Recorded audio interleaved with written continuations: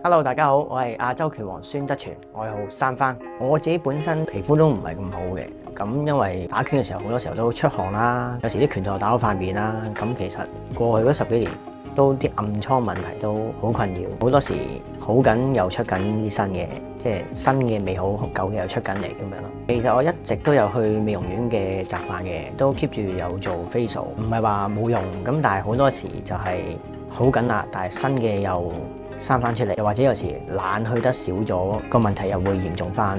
啱啱都有講啦，我 keep 住都有去美容院嘅習慣嘅。咁有一次美容師就推介咗隻新產品俾我，係 Cica 修復精華。咁我諗住試咗咁多方法啦，咁再試埋呢隻都冇所謂啦，得就得，唔得就再試其他啦。點知一試其實個效果係好驚喜嘅，做完之後已經即時見到塊面係白淨咗，皮膚好咗。咁同埋個療程隔咗幾日之後呢，啲皮膚再修復翻啦，咁就見到啲疤其實係好明顯咁淡咗咯。平時早晚洗完面之後，咁我就都會即刻搽呢一隻修復精華噶啦。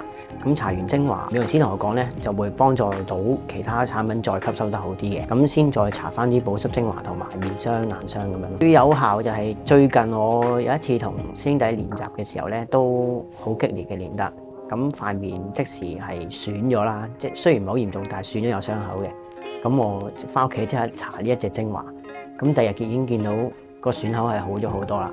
咁最後咧用咗3日時間，咁就成個損口冇咗啦。一個字，正，好驚喜，自己冇諗過修復嘅效果咁好，同埋啲炎症嘅復發情況亦都冇再出現。